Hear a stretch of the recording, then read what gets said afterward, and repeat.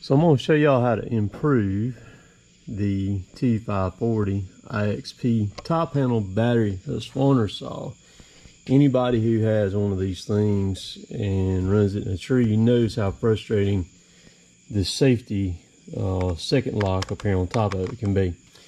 So this is my original one. I bought this one in March of this year, 2021, about the middle of March actually. And I took it and I fixed it to where you can mash it down. So this is a brand new one that I just got the other day, and you can see you can't mash it down. I'm going to show you how to do this. You see I already got a line on it right there, and that's what I'm going to go by. See how I've angled that one right there. So when you grab it, it goes down, because what happens is great saws, awesome saws, they got the battery saws sewed up, Husqvarna does. You have to go forward and then go down with it. You see how far it's got to go?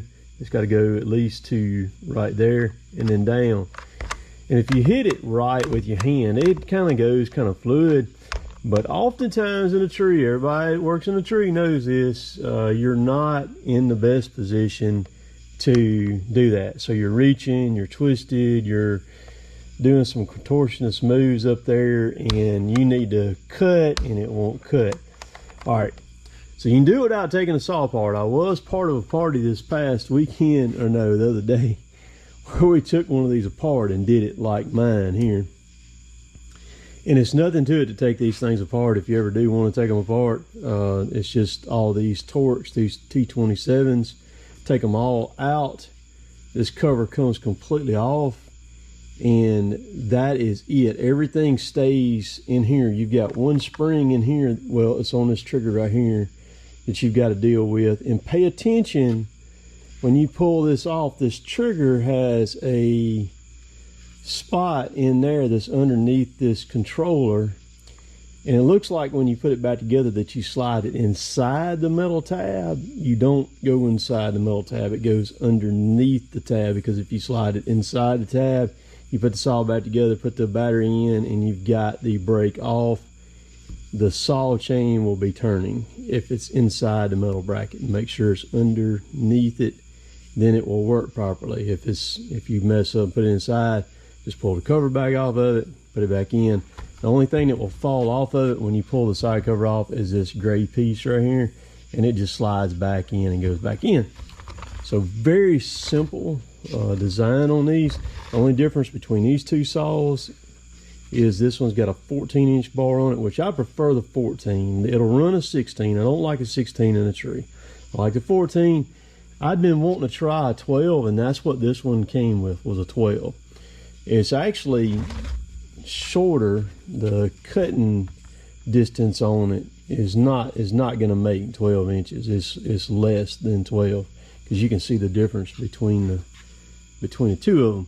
But I'm going to play with this one here with this 12-inch bar on it. I'm going to take and run it in trees that have, you know, limbs that are smaller than that, which most of the time there always are.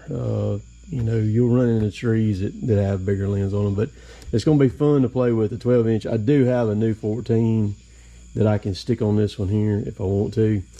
And I've also got the 3/8 low profile 14-inch bar chain and sprocket that I can swap this and change it to the low profile 3/8, because these here, this one's probably not going to be as bad as the longer bar is, but that's my beef with this bar chain combination.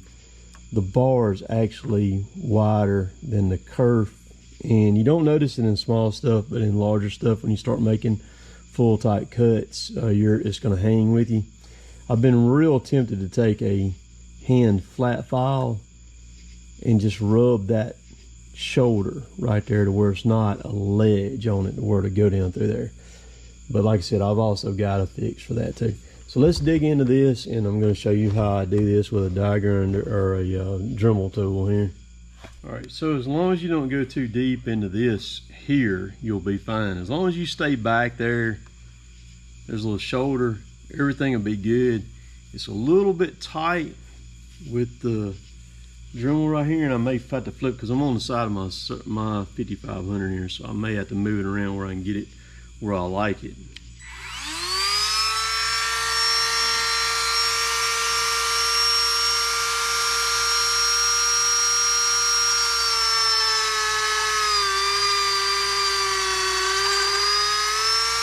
And basically this thing right here is just melting the plastic.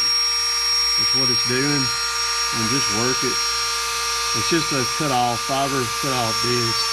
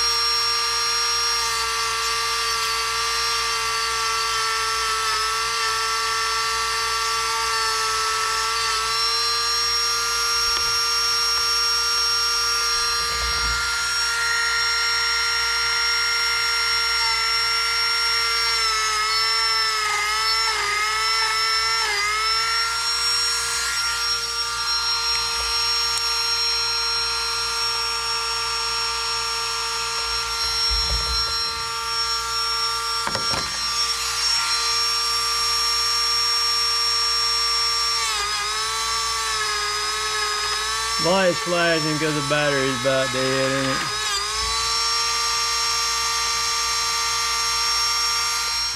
Yeah, it's cut, it just don't know it yet.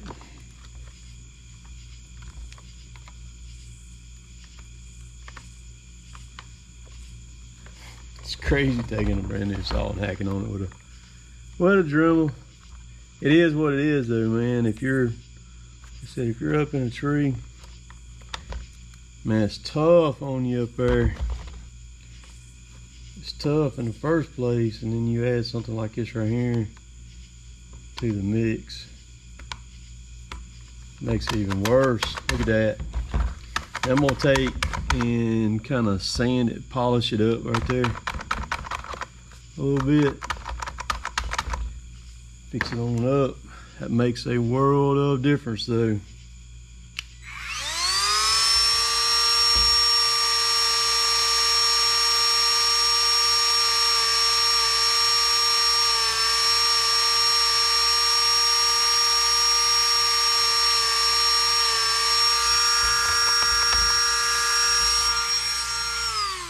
Just going to kind of dress it up a little bit.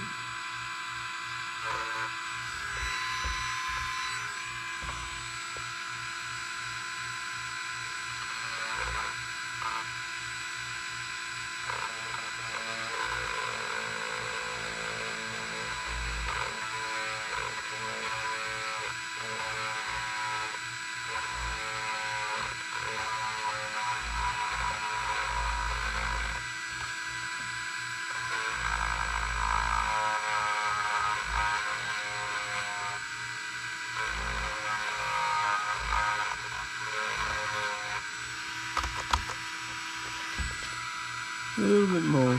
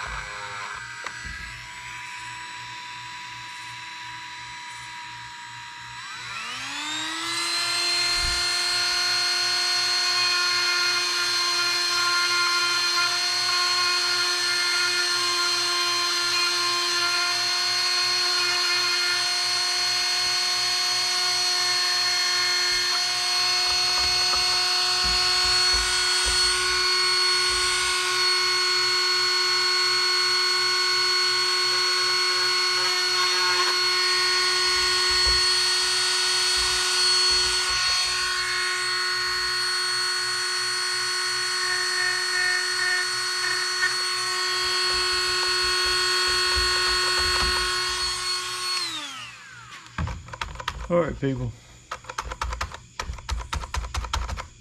That's it. As you run it now and you're mashing it, it'll finish polishing on up. But you don't want to go too far that way because it does get hollow, and there is a wire spring in the top up here of this thing.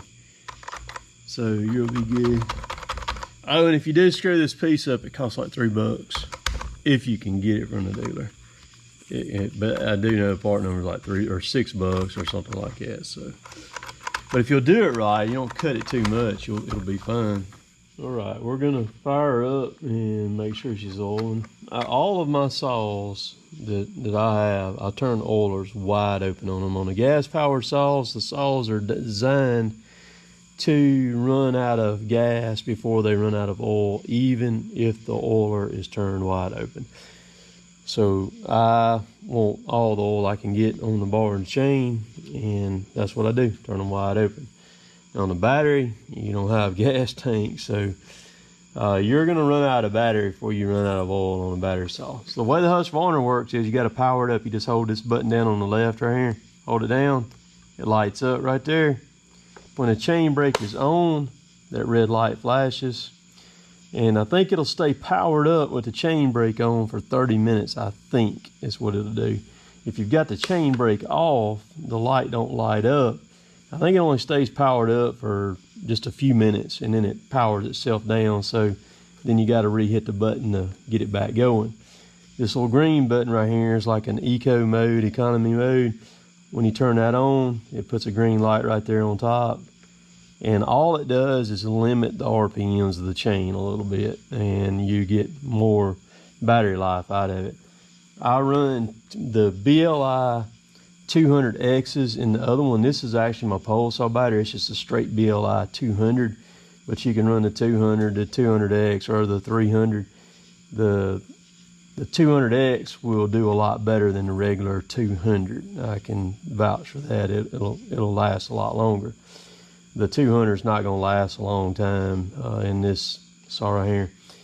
You can run a 300 in there, it will run a very long time. So I like to get the saws, make sure that they're gonna oil, and I just run them. This is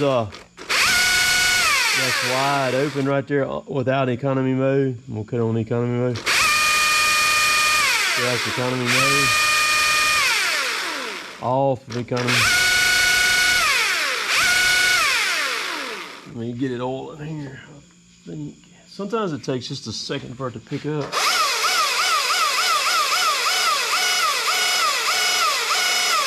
All right, she's oiling.